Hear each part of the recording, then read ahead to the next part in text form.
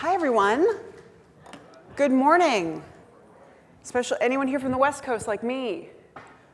Yeah, good morning, right? Super excited to be here. So honored to, especially as I'm hearing about all the incredible work. Sounds like you all have figured out change and innovation already, but I'm hoping that what I have to share with you today will add a little bit more to your plate in terms of what you have in your repertoire around how to innovate to improve student success, especially for the students that we need to be thinking about for the new normal. But first, I think, while yes, the background that you just heard is accurate, just like the rest of you, I bring myself to this work, right? I'm obviously, we bring our own lens, and it's important to share the context that my work is informed by the fact that I grew up in poverty in rural Montana and was very unlikely to go to college. I didn't know we were poor because my parents were preppers, which for those of you who don't know, anyone know what those are? Yeah, there's like a reality show. So for those who don't, it's a type of person whose idea of fun is preparing for the end of the world. Yeah, they're really fun at parties. Like Y2K is still too soon to talk about in my family. That was like their Super Bowl that got canceled. Yeah, so I can assure you that in the midst of a global pandemic, as the daughter of preppers, I can confirm there is no limit to the number of ways someone can say, "I told you so." Yeah, it's been super fun. So like a lot of our low-income and first-generation students, I had terrible, if not, or any advice about going to college. I barely made it through high school. The only conversation I ever heard about college was when my dad would make jokes that if I wanted to go, that I should do what my brother did and win a state championship in wrestling. Yeah, so helpful. So like a lot of our students who, without additional context, you like sift through all the terrible advice you're getting and you find some nuggets to follow. And so for me, what I've decided to follow from that was that if I was exceptional at something, that I would get to go to college. So I put my head down and focused exclusively. Yes, I wrestled for like a week. It was not a good look. You see this? No cauliflower ear. You're welcome. But I focused on just trying to be good at something. And so by the time I graduated high school, I totally neglected my studies. And I eked out with a 2.3 GPA.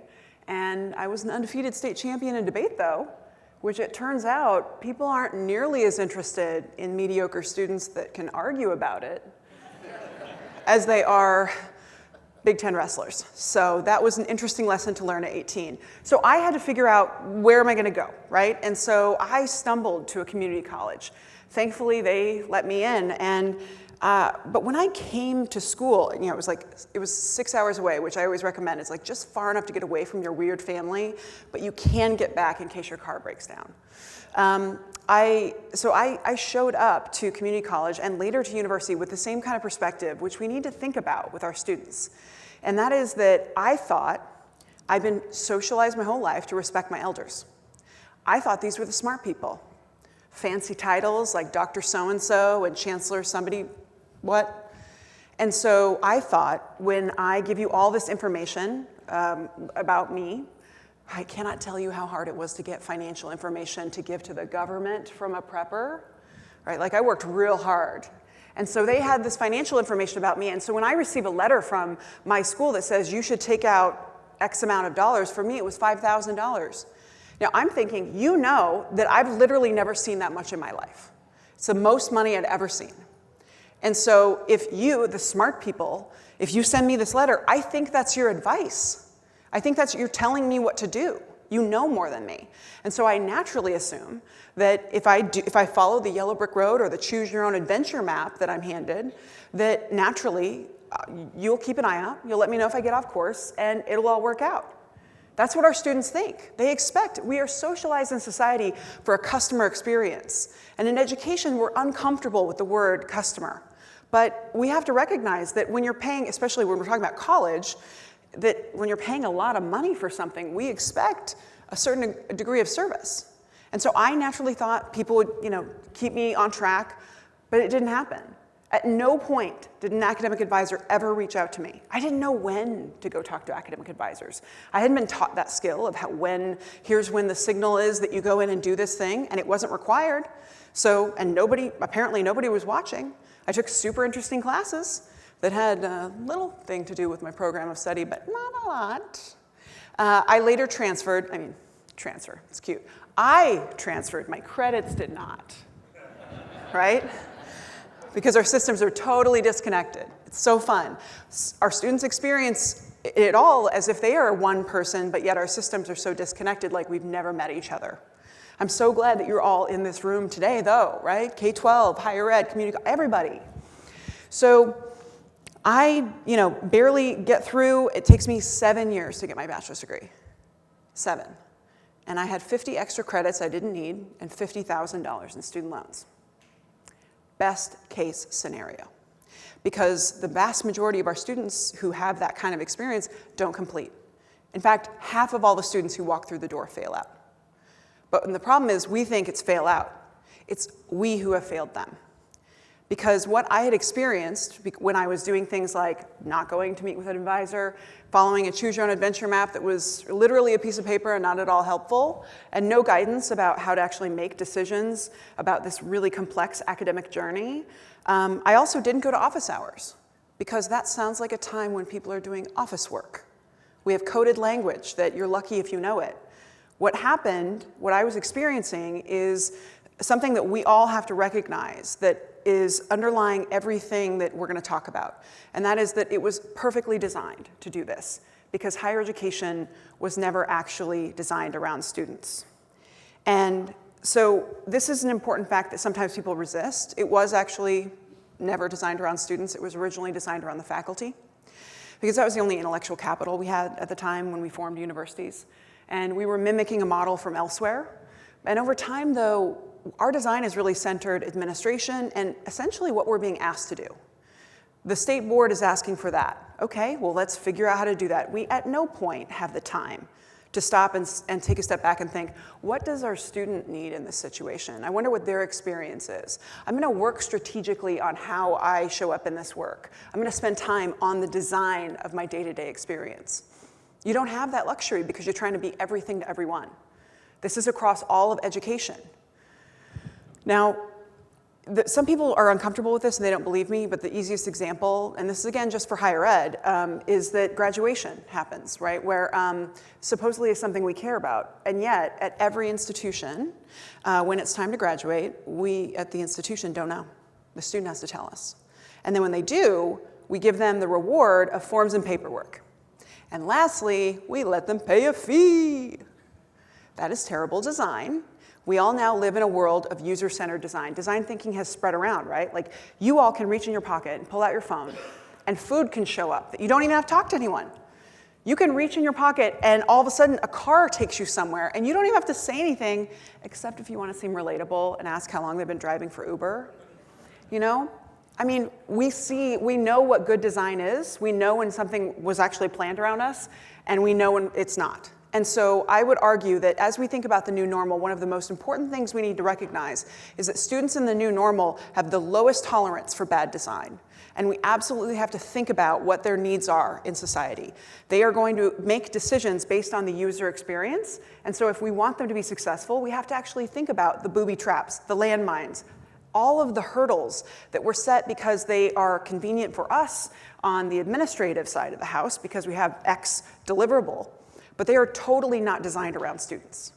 So if you can recognize this fact, that higher education was not designed around students, then everything's gonna be much easier. Because if it's a design problem, that means that design is the solution. It's not about laziness, it's not about intention. You don't question people's motives when it's a design problem. It's about setting people up to spend their time intentionally so they can actually do design work. Be strategic with your time. How many of you have been in a terrible meeting this week, or last week? This meeting's been amazing. But how many of you last week, you had a meeting that was just like, this could have been an email? Yeah, okay.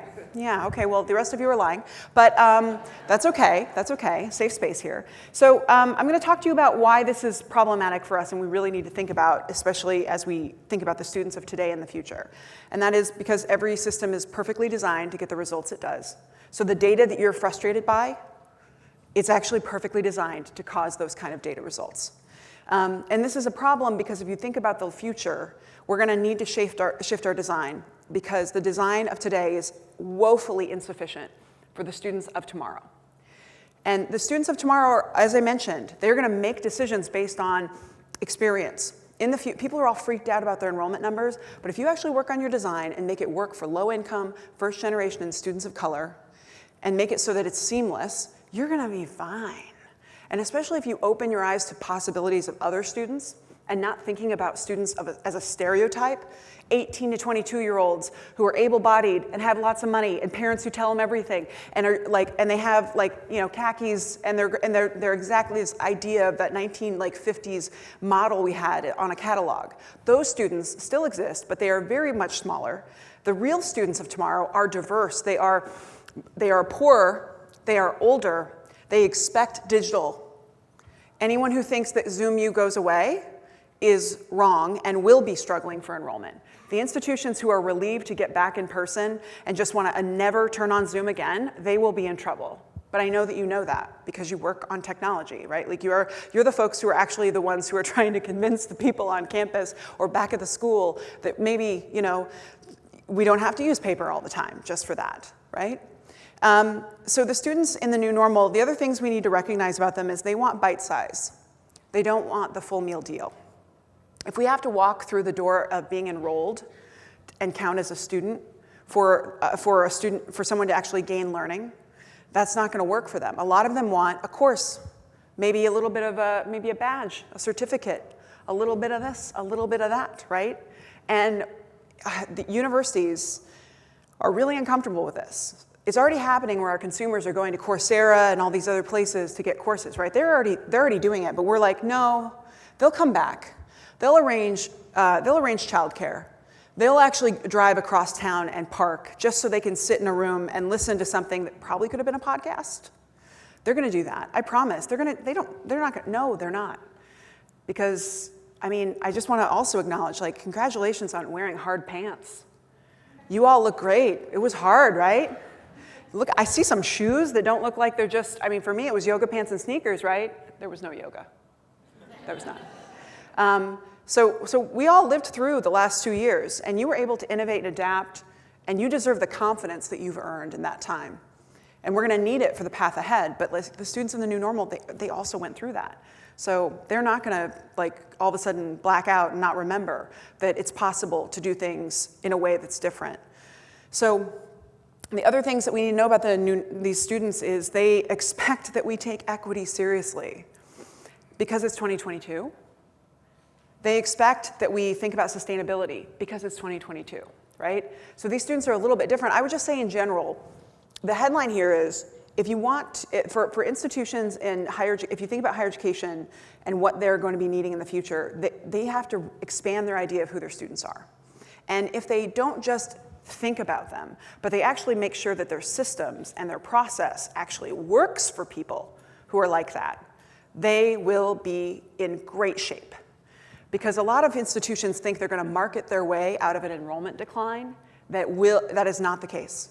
There is no marketing out of this. It's a matter of experience, and it's about the fact that, frankly, there are a lot of things in the way for students, and we can actually fix this. So I promise you there's good news. I'm not going to just bum you out. But I do need you to have some context about the data of how this is showing up. The other layer to think about is the challenge ahead for education in general. And that is that by 2025, we needed at least 11 million more college graduates just for us to stay on the economic competitiveness track for our country, to compete with other countries. Because now, granted, I know that people love to talk trash about the college degree, but it is actually still the single best way out of poverty and the best path into social mobility. It's just that we're offering degrees for things that are super adorable for 20 years ago, and we actually need to realign with workforce. But higher education is still incredibly relevant, And there are millions of people who need to be served. But they aren't being served currently, and they are not going to navigate this next economic hurdle that we're experiencing. We're all starting to get uncomfortable with the gas prices, but yet we're lucky enough to be in the knowledge economy. We don't have to go out and use our bodies to go and earn an income, right? In the midst of COVID, we really learned a lot. But in general, just know that we need to educate far more people, especially low-income people, so they have the same path to prosperity. For far too many people, the American dream has become an illusion. And that is a huge threat to the future of our country, to the economic competitiveness of it, and our democracy. Because if people don't believe in the American dream, we are all in trouble. So we need higher ed to figure it out and do a better job. The problem is we fail, like I said, half of all the people who walk in the door. The other thing that you need to know for context is that for the first time in US history, low-income students are now the majority in public K-12. I know a lot of you already know that. You're experiencing it. As someone who had free and reduced lunch, this is the normal. But the problem is higher education is not prepared for that. And so this is a threat for all of us because this is how poorly higher education does for students like me. This bottom line, the red one, is students from my background. If you were, in the 1970s, if you were born into poverty, only 6 out of every 100 ended up getting a college degree. And despite all of our talk about progress and innovation, that number is basically 9. Almost no progress. But if you look at the high income line, the top one, we've doubled your likelihood of getting a college degree. That's what we talk about in terms of the achievement gap. And so what this tells you is actually a good thing, which is progress is possible. Change can happen. We can improve. We just have to actually focus on the students who are most vulnerable. And I say this because the students who are low income, and I would say first generation and students of color, they're all just students. They have an extra hurdle or backpack, but they are going through the same institution. And so if you focus on their needs and making sure that your institutions work for them, then everyone does better. Because the things that get in the way for those students, yes, they're working 3 jobs, but they also get a million emails that are totally unhelpful. They also have financial aid holds for things that make no sense. They also have nobody with our institutions with no data systems connected, and so nobody actually knows what's going on, right? So the issues that they experience, if you center them and think of them as the leading indicator, you're going to be much better off. And so this is kind of the complexity. We need to serve more students. We need them to, they're going to be more diverse. They have different expectations. And so the good news is that this actually can be changed. These are the institutions I work with. They are large public research universities. They have no reason to be friends. They are in a highly competitive environment that's like a Hunger Games. That's how higher ed is. Think of it as I'm basically trying to run the counterculture movement to US News and World Report rankings. Trying to change what is sexy and cool so that people actually work on serving the most vulnerable students. My institutions decided to band together to try and innovate, see if they could scale what works, if they could be a part of a community of practice, if they could hold each other accountable, transparently sharing their data and eliminate equity gaps. And so the reason why I'm talking about them, and this is all I need to say about them, is that their work, it's worked. We've already increased our graduates by over 100,000 students by now, above what we were expected to. And that's not just by admitting more students. We did a better job with the ones we had. We've increased our graduates of color by 85%, our low-income graduates by 46%. There is nothing in higher education that's had those kinds of numbers. And we're a tiny little organization, nonprofit. I think of myself as running a Weight Watchers meeting for universities to be good at something they've never been good at, right? So the principles that I've learned from watching and supporting them, they translate across education, they translate across healthcare. If you want to get better, very simple, basic stuff. I actually learned this from Weight Watchers, which, their numbers must be doing amazing from COVID, right? I don't know if you all, I split 2 pairs of pants thus far this year on stage, so that's been fun. The thing about Weight Watchers, I want to share this to you, not because I'm saying everyone needs, I'm saying it's an example of an improvement community that exists outside of education. Too often, education is only referencing itself. We're only thinking about other education things. Healthcare, there are other industries that have actually pretty large bureaucracies that are very similar, and they also struggle with change, and they have been successful. So the good ideas are not necessarily in education. You should take inspiration from elsewhere. Weight Watchers is very simple. You have to sign yourself up. No one else can. And when you come in, you weigh yourself once a week, consistent data tracking and sharing on the same data sharing space, which is with the same scale. And when you do well, they give you, hey, cool, awesome, good job. And when you don't, good job for coming in, right? Because shame is not an effective vehicle for change. In my industry, in higher education, it's everywhere. And if shame worked to drive behavior change, it would have worked. It didn't. So the thing about Weight Watchers that's actually the most important is that you go into this back room where other people are doing the same thing and are on that same journey, because losing weight's hard, innovation's hard. And you actually talk about what's hard. You talk about the things that you're struggling with, what you failed at and what you learned from it, right? It's a community of practice space. So we literally do that. We have data sharing agreements, and we actually weigh in on our equity gaps annually, and we share and talk about failure and what we're learning from it. So this is stuff that is relatable across any industry, and it's going to be important that's all that you need to know about the UIA, but I do want to share with you what we've learned about how to innovate and how to serve students today. But first, you've been sitting for a while. If you're physically able, would you mind standing? Move your hips left to the right. You're going to shake them out. Stretch those legs for a bit. You all have been sitting for a while, so here's a fun fact, which is your brain produces a protein called brain-derived neurotrophic factor, BDNF. BDNF is actually the protein that helps you grasp onto new ideas. After sitting for 20 minutes, you produce less of it. How long are our class times? How long are our lectures? 60 minutes? So from now on, when you're in a terrible meeting, BDNF break. With your students, I don't know, you're gonna have to figure that out, but you should, at 20-minute intervals, that's when the cognitive load is just simply a little too much. So feel free to keep standing if you'd like. Normally I would play some sweet jams, but I know it's early. It's a little aggressive. We just met. So feel free to sit if you'd like. If we're gonna talk about what we need to do to innovate for student success right now, here are the things that we've learned about the challenges that get in the way for innovation. First, trigger warning, this is what you look like. Yeah, I'm sorry. Yeah, I'll go back just so that you can, because he'll keep doing that. So burnout, right? We're misdiagnosing what it is. COVID was really hard. Zoom screens shouldn't be looking at for more than 4 hours a day, right? Basics. Shouldn't be sitting for that long either, right? There are things we know about human biology that really we didn't listen to. But the thing about this great resignation and burnout space that I think we need to recognize is that, especially in my space, higher ed, we are misreading it. It is not about needing a vacation, although we also need that. It is actually about a lack of purpose, inspiration, and community. Those three things are the most essential thing you need right now for employees: purpose, inspiration, and community. Those are things you could not get on Zoom. You tried. I mean, how many of you went to a terrible Zoom happy hour, right? So bad. Kept trying to go up that hill. So we have to actually know that the fact that asking people to do more right now is very difficult, okay? So let's just call a spade a spade.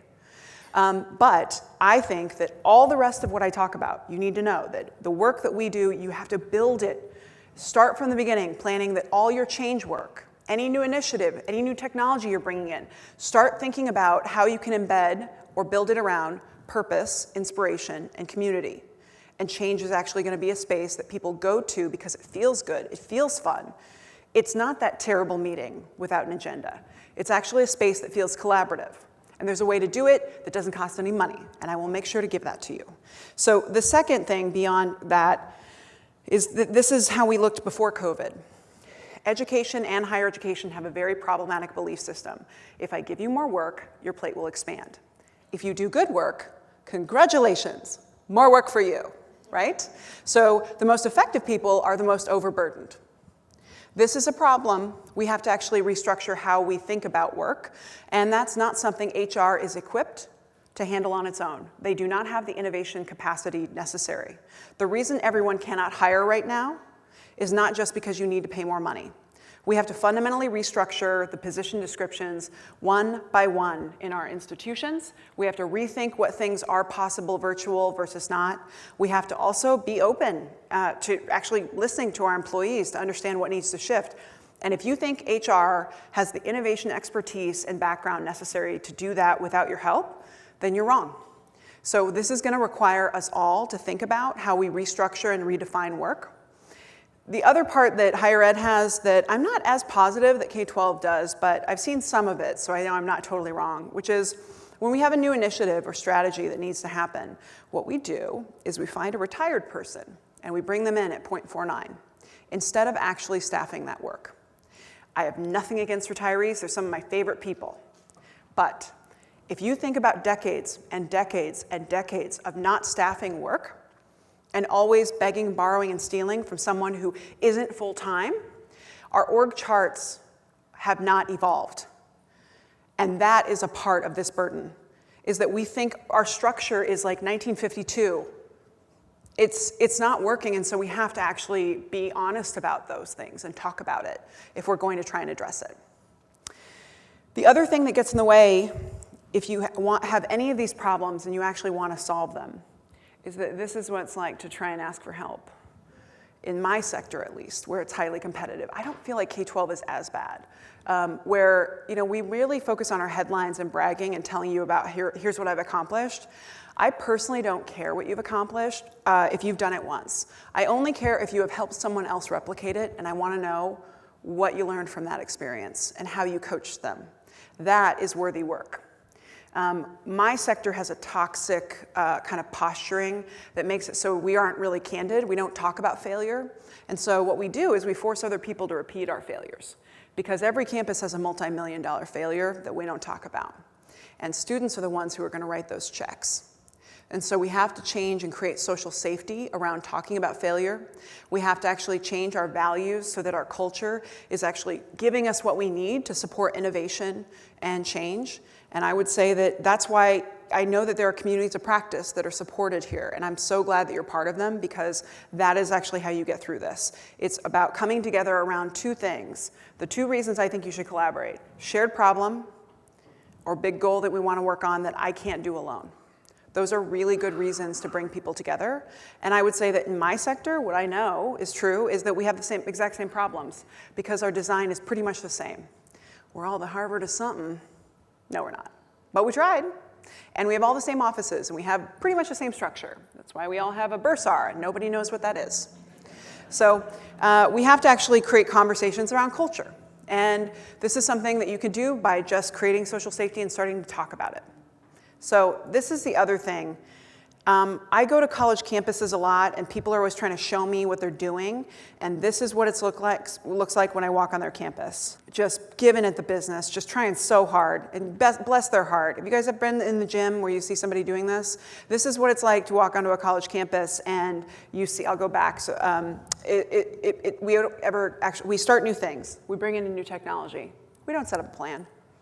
We don't actually figure out how we're going to measure whether we're successful. We don't create a new team necessarily. We're just, you know what? That's in Doug's division. Doug, your job is to solve that problem. Good luck, Doug. It doesn't matter that he's not necessarily been prepared to, he might be working in that space, but figuring out and solving problems in that space might not be actually his jam. Maybe he's just a great manager. And so we see all these decisions that get made because somebody feels like this problem showed up in my lane, so I guess I got to own it. And the problem is that we don't actually give ourselves the time and space and energy to work on our design, on our strategy. And so as a result, when you walk into most places, it's like, oh yeah, we're implementing this and we're doing that. Why did you pick that first? What are you doing after that? How are you going to know if you're successful? Did you actually set a very clear goal? Or is this just implementing something that you were told was a jump drive? Okay, great. That's why it looks like that. So we actually have to just give ourselves and be intentional about our time and how we spend it. And that's going to be one of the most strategic things you can do. You all need meeting windows that actually don't have a terrible agenda. You need space.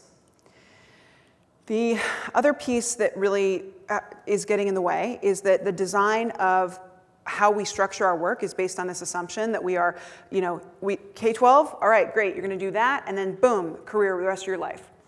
You're going to go into community college, technical, great, you're going to do those first, and then boom, the rest of your life you're going to work. Higher ed even, we assume that it's only for 18 to 22-year-olds, and the rest of your life is just going to work. And that is just not true. If there was one thing I could banish in this world, it would be the question of, is college for everyone? Because it's extremely problematic. It assumes that you make that decision once in your life, at 18 years old, and that is it. You are now not a college person. That is a problem. I know that personally. My father was one of those people who was asked that question and didn't think it was for him. So he joined the military. And after he leaves the Marine Corps after Vietnam, he now has to figure out how he's going to support his family. So then he goes to farrier school. That's not surprising to you. He's weird. My family's weird. You know that, right? And so he becomes a horseshoer. And then my brother and I come along, and then when I'm 2 years old, one day my dad goes to work, and a horse flips over on him and paralyzes him from the waist down. Like that. Millions of people went through that during COVID, where you could no longer work and use your body to earn an income to support your family, and you had to transition into the knowledge economy. And so if we think that is college for everyone, and at one moment in your life, we are basically writing off an entire generation of people.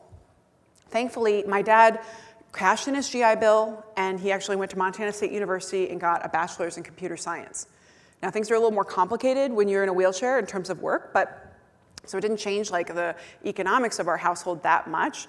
But he also, while he was there, rediscovered who he was and that he could be an athlete regardless. And so he started playing wheelchair basketball, doing races and stuff, and he wins the world championship in wheelchair racing while he's an undergraduate. Because that's what education does. It's not just in the classroom. It also can remind you who you are and who you can be. And so when we think about design, I just want to underscore the future of higher education and the future of education in general has to be based on this idea that you will come and go when you want to grow and evolve. It is not just one moment in time. And we have to banish the idea that is college for everyone is an acceptable question, because college actually means more than just what happens inside the classroom. It's about people achieving their full potential. And we want to make sure that everyone can achieve their full potential, regardless of the family they're born into or the neighborhood they grow up in. This is what the future is going to look like. We are going to come and go, and we are going to evolve over time. And so we have to change our systems and not think about you only walk through one door of being enrolled, or you're in the box of a degree program. We're often shopping an old, we're kicking this old MBA program up a hill, trying to see what do we got to do to get in this car. We have to actually think about what industries need to happen or are going to be happening and how we can evolve for that. So the solutions are actually pretty simple. First, everything that's new actually requires a team. And I don't mean a meeting. I don't mean a committee. Committees are about communication. Teams are about action. The difference, a team has a goal. They have data that they look at consistently once every 6 months, once every few months, once a year, and you're measuring whether you're doing it. It's cross-functional. And you spend your time not with these terrible agendas. You start with, what did we learn from the last month of our work that we would do differently? You create a generative space where people can pitch and catch ideas. So number one is a team for everything that's new. The second is that the most innovative thing in all of innovation world and for education and higher ed is a Post-it note. There's this very basic concept called process mapping. And you've probably heard of it. It's like, I didn't invent it. It's not so radical. It's super simple, and each of you can do it today. You take a Post-it note, and I would recommend what you do is you invite people into a room after you engage in some empathy conversations. So the first step of design is empathy. You gotta actually know what the problem is, right? So you send folks out, you're gonna talk to 3 students and ask what if you had a magic wand based on your educational experience, what would you change? What thing was hard for you? And you come back and everyone puts what they heard from those 3 students on a Post-it note. There's a forcing function, it's small. I heard it was financial aid holds. I heard that communication's overwhelming. I didn't actually know what the expectations were. The advising office is impossible to get in with, right? Or I still don't understand Canva, right? Whatever, or Canvas. So you find out what the problems are, and then you just pick one. You pick one because it's all about really the community, the purpose, the inspiration. So you just pick something that everyone sees. You'll start seeing very clearly that there's coalescence around this one issue. And you invite everyone who works adjacent to that one issue into a room. And you're going to play some sweet jams.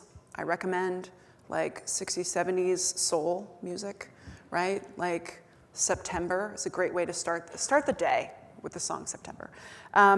And you maybe serve some snacks, right? And you just have a bunch of Post-it notes. And what we're going to do is we're going to just process map. We're going to map what this one process is. It's a specific thing. You're not doing the whole thing, right? So if it's financial aid holds, how do you even set one? Okay?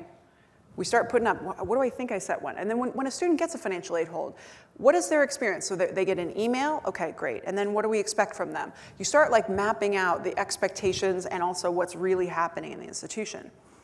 Because right now, we have a fantasy of what our systems look like. It's adorable. Magical thinking is fun, but it is actually not accurate. And until you actually get people in a room together to see what your system is, you cannot fix it. New ideas brought into a toxic system will not work. You have to actually see the system for how it is, and once you see it, you can't unsee it. And if you do it in a community that is actually kind of like feels good and fun, it reminds people that change can happen, because you're going to see low-hanging fruit pop up that day you can actually handle in the room. And because everyone's in a room together, we all become very clear, and there's no need to go out and get buy-in. We all saw it. We can't lie about it. And you'll start building more relationship. It feels inspiring because you remember why you like to do this work. You like to actually solve problems for students. We care passionately about students, because we were once a student and someone changed our life, and the reason we work in this work is because we want to pay it forward. You remind people about that. You bring them together in a sense of community, and they are clear about purpose. It's super easy. We do this all the time in our work, and again, literally all it takes is like 2 or 3 hours. You just declare a meeting. You don't need to be high up on the org chart to do it. You're going to carve out an afternoon, and between now and a month from now, everyone's going to engage in 5 conversations with students to just find out what areas are of challenge. And you're going to come with that list, and then we're going to put them up on the wall, and we're going to see, wow, over in this area on financial aid, or over here inside the classroom about students understanding their assignments, that's the issue. Okay, great. Now we're going to process map that. Just pick one at a time. And then you set those up. You do them quarterly. Within a year, you will have a fundamentally different organization, because it will be a space that people believe it's a learning organization. That when we find a problem, it doesn't just mean, oh God, this is more work and I don't have time for this, so I guess I just gotta like leave it. It becomes a space where it's actually cool to say, I have a problem. That means we get to have one of those cool sessions. I get to hang out with my peeps, play those sweet jams. And what you do is you have the superintendent, you have the principal, you have the president come in at the end of the day and say, because they're not in there, they come in and say, what did we learn? Not, what did we do wrong? What did we learn? And then it's like popcorn. People are, oh my God, I had no idea this was happening. I didn't know this department didn't have access to this data. It is magic, and it's free. Here's an example. This is from Michigan State. What we did is they gathered together for one afternoon to try and map out the first 3 months of when a student comes to campus, just to find out how they were showing up. The first time that everyone had been in a room together that worked in student success. And there's all these different things that happen, and what they saw that really struck them is at the end of that day, they saw that there were 450 Post-it notes where it said emails, which means they were sending 450 emails in a 3-month window of time to every incoming student. And for all the rest of my institutions, if you don't know what your number is, it's 500. We're bad at it. We're bad at email. I don't need to sell you on that. You know this, right? We will ruin Snapchat. We will ruin TikTok. We are not great. So the other part is they found that there were 50 types of holds a student could have on their account that the institution didn't know about. Shocking. Students were experiencing them. They were stopped from registering. The institution didn't know. So now my other campuses, they map their financial aid holds. It turns out it's the Wild West. Do you know how hard it is to set a financial aid hold? Sneeze. That's as hard. Anyone can do it. There's no actual gateway. It's why we have so many. It's just like the Wild West, right? We also map transfer. What's that experience really like? Major change. Declaring a major. What's this like? And slowly over time, you discover this is what I mean by the institution not being designed around students. And it's invigorating because people feel like, oh my gosh, like in this room in particular, there were several times where people were like, hey, I don't have access to that data. And then someone said, what's your email address? I'm going to send it to you right now. My department has that. Boom. One of the things I see happening is that smart and strategic and capable people spend half their time trying to convince their peers about what work is the right work. What a waste of time. Bring us together. Do a COVID bubble if you need to, or whatever. But actually, we can do this, and we can actually address the burnout issue that we're all struggling with while we do it. The other things I want to arm you with are really for you as you go back to think about and to tee up as questions for folks at home that I think are most powerful. These are the things I've learned that are the questions the most innovative places ask themselves all the time. First, how do you treat new ideas? Do you have a strategy for how new ideas are treated, new programs, new initiatives? Or is it just like you gotta start from scratch and figure it out? At some places, they actually have a space in the institution that's like a brainstorming space. When a new idea comes in, we're gonna actually come together and iterate. Some places actually have like a job where the person's role is just to actually help with the strategy part for that. Okay, new idea in your area, great, I'm just gonna help you with some of the tactics. The other thing is, I would ask, how do we talk about them? If we don't know where good ideas are coming from, then we won't get more of them. So one, where was the last cool new thing? Where did it come from? Is it because someone went to a conference and they got inspired? Great, let's do more of that. Is it because they were part of a community of practice and they got inspired? Great, let's do more of that. Is it because that team had a retreat? Okay, let's do that. Is it because there was an offsite? Is it because somebody took a vacation and just left? Then okay, let's do more of that. You need to know where good ideas are coming from, and you need a strategy about how you're going to treat them. When something new comes up or a new solution, don't just start debating it. Yes, and is the framework to use. Yes, that's an idea, and I'm going to add to it. It makes it generative. So that's number one. How is our organization, how's our school treat new ideas? The second is, how do we talk about failure? How do we treat failure? Every institution, every organization needs an autopsy process. You got lots of failures. When do you actually take the time to take a step back and think, if we had to do it over again, what would we do different? Is it because what I see all the time is, hey, we created a new system for students and we never talked to a single student. Wow, why don't we actually just create a space where we actually unpack what happened, what went wrong, and then we can strategize about how going forward, part of our calendar invitations for these kinds of experiences are going to embed solutions. You can't solve problems that you aren't aware of. Everyone has to think about how they're going to treat failure. And I would argue you need social safety, where it's a learning space. Failure is the best teacher.